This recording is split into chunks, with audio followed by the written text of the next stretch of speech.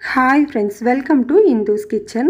இன்றைக்கி நம்மளோட கிச்சனில் டக்குன்னு ஒரு 15 நிமிஷத்துக்குள்ளே ரொம்ப டேஸ்டான புளி சாதம் குக்கரில் எப்படி செய்கிறதுன்னு பார்க்கலாம். ரொம்ப டேஸ்ட்டாகவும் நல்லா உதிரியாகவும் இருக்கும். கண்டிப்பாக ட்ரை பண்ணி பாருங்கள்.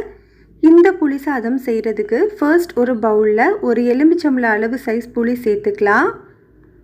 இப்போ இதில் மெஷரிங் கப்பில் 1 கப் அளவு தண்ணி சேர்த்துக்கிறேன்.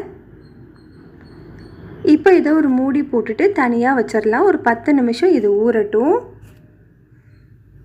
நான் இன்றைக்கி 250 கிராம் அளவு சாப்பாட்டு புழுங்கல் அரிசியில் தான் புளி சாதம் செஞ்சுருக்கேன்.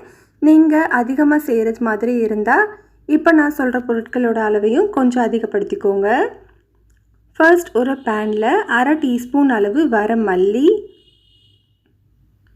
1/2 டீஸ்பூன் அளவு கடுகு, 1/2 டீஸ்பூன் அளவு மிளகு, 1/2 டீஸ்பூன் அளவு சீரகம், 1/2 டீஸ்பூன் அளவு கடலைப்பருப்பு, 1/2 டீஸ்பூன் அளவு உளுந்தம்பருப்பு, 1/4 டீஸ்பூன் அளவு வெந்தயம், 1/2 டீஸ்பூன் அளவு எள்ளு சேர்த்துக்கலாம். கருப்பு எள், வெள்ளை எள் எது வேணும்னாலும் நீங்கள் யூஸ் பண்ணிக்கலாம். இது கூட 3 வரமிளகாய் சேர்த்துக்கோங்க. ஸ்டவ்வை லோ டு மீடியம் ஹீட்டில் வச்சுட்டு இதெல்லாமே நல்லா வறுபட்டு பொன்னிறமாக வர வரைக்கும் வறுத்துக்கோங்க.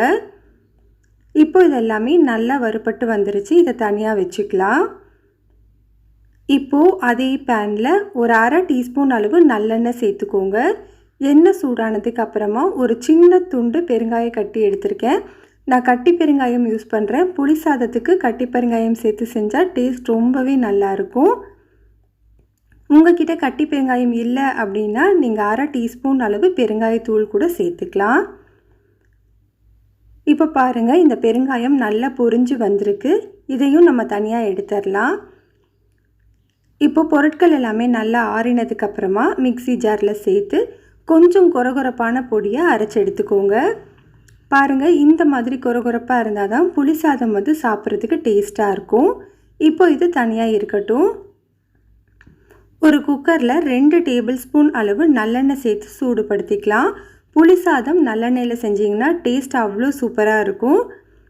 எண்ணெய் நல்லா சூடானதுக்கப்புறமா இதில் 1/2 டீஸ்பூன் அளவு கடுகு, 1/2 டீஸ்பூன் சீரகம், 1/2 டீஸ்பூன் அளவு உளுந்தம்பருப்பு, 1 டீஸ்பூன் அளவு கடலைப்பருப்பு, 1/4 டீஸ்பூன் அளவு வெந்தயம், 2 கைப்பிடி அளவு வேர்க்கடலை சேர்த்துருக்கேன்.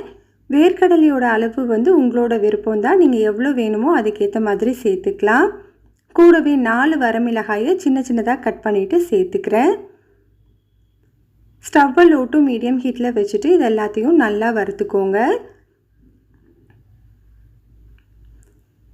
இப்போ வேர்க்கடலை, கடலைப்பருப்பு, உளுந்தம்பருப்பு எல்லாமே நல்லா வறுபட்டுருச்சு. இது கூட கொஞ்சமாக கருவேப்பிலை சேர்த்துக்கலாம். கூடவே நம்ம ரெடி பண்ணி வச்சுருந்த பொடியில் பாதி மட்டும் சேர்த்துக்கோங்க. மிச்ச பாதி நம்ம லாஸ்ட்டாக சேர்த்துக்கலாம்.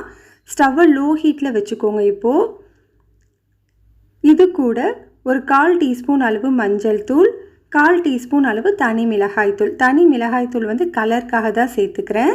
ஸ்டவ்வை லோ ஹீட்டில் வச்சுட்டு ஒரு 10 செகண்ட் மட்டும் வதக்கிக்கோங்க.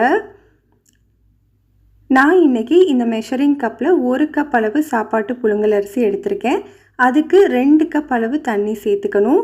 நம்ம புளி ஊற வச்சது 1 கப் அளவு தண்ணியில் தான் ஊற வச்சுருந்தோம் இல்லையா, அந்த 1 கப் புளி தண்ணி சேர்த்துக்கிறேன். கூடவே நார்மலான தண்ணி 1 கப் சேர்த்துக்கிறேன். இப்போ இது ரெண்டையும் நல்லா கலந்து விட்டுக்கலாம். ஸ்டவ்வை மீடியம் ஹீட்டில் வச்சுட்டு இதை 3லேருந்து 4 நிமிஷத்துக்கு நல்லா கொதிக்க வச்சுக்கோங்க. அது கொதிச்சிட்ருக்கிற டைமில் பாருங்கள், சாப்பாட்டு புழுங்கல் அரிசி வந்து நான் ஒரு அரை மணி நேரமாக ஊற வச்சுருக்கேன். இப்போ இந்த தண்ணி எதுவுமே இல்லாமல் சுத்தமாக வடிகட்டி எடுத்து வச்சுக்கோங்க. இப்போ நமக்கு நல்லா கொதிக்க ஆரம்பிச்சிருச்சு. இந்த டைமில் புளி சாதத்துக்கு தேவையான அளவு உப்பு, 1 டீஸ்பூன் அளவு கல்லுப்பு சேர்த்துக்கிறேன். கூடவே நம்ம வடித்து வச்சுருந்த அரிசியையும் சேர்த்துக்கலாம். இப்போ இது எல்லாத்தையும் நல்லா மிக்ஸ் பண்ணி விட்டுக்கோங்க. இந்த டைமில் நீங்கள் உப்பு செக் பண்ணிக்கோங்க. உப்பு வந்து 1 கல் அதிகமாக இருக்கணும். அப்போ தான் சாப்பாடு ரெடி ஆனதுக்கப்புறம் உங்களுக்கு உப்பு வந்து ரொம்பவே கரெக்டாக இருக்கும். ப்ரெஷர் குக்கரில் மீடியம் ஹீட்டில் 3 விசில் வச்சு எடுத்துக்கிறேன். நீங்கள் நார்மலாக சாப்பாட்டுக்கு எத்தனை விசில் வைப்பீங்களோ அத்தனை விசில் வச்சு எடுத்துக்கோங்க. 3 விசிலுக்கு அப்புறமா ப்ரெஷர் எல்லாமே தன்னால் அடங்கினதுக்கப்புறம் ஓப்பன் பண்ணி வச்சுருக்கேன். இப்போது இந்த சாதத்து மேலே நம்ம ரெடி பண்ணி வச்சுருந்த பொடியில் மிச்சம் இருந்தது இல்லையா, அதை சேர்த்துக்கலாம். கூடவே 1 டீஸ்பூன் அளவு நல்லெண்ணெய் சேர்த்துக்கோங்க. நல்லெண்ணெய் இந்த டைமில் சேர்க்கும் போது வாசனை ரொம்பவே சூப்பராக இருக்கும். சாதம் உடஞ்சி போயிடாமல் நல்லா கிளறி கொடுத்துக்கோங்க. அவ்வளோதான், நம்மளுக்கு ரொம்ப ரொம்ப சிம்பிளான ரொம்பவே டேஸ்டான புளி சாதம் ரெடி ஆகிடுச்சு. சாப்பிட்றதுக்கு அவ்வளோ டேஸ்ட்டாக இருக்கும். கண்டிப்பாக நீங்கள் ட்ரை பண்ணி பாருங்கள். இது சூப்பரான ஒரு லஞ்ச் பாக்ஸ் ரெசிபியும் கூட. இந்த ரெசிபி உங்களுக்கு பிடிச்சிருந்ததுன்னா கண்டிப்பாக லைக் பண்ணுங்கள், ஷேர் பண்ணுங்கள், கமெண்ட் பண்ணுங்கள். மறக்காமல் இந்துஸ் கிச்சனை சப்ஸ்கிரைப் பண்ணிவிட்டு பெல் பட்டனையும் கிளிக் பண்ணி ஆளுங்கிற பட்டனையும் கிளிக் பண்ணிக்கோங்க.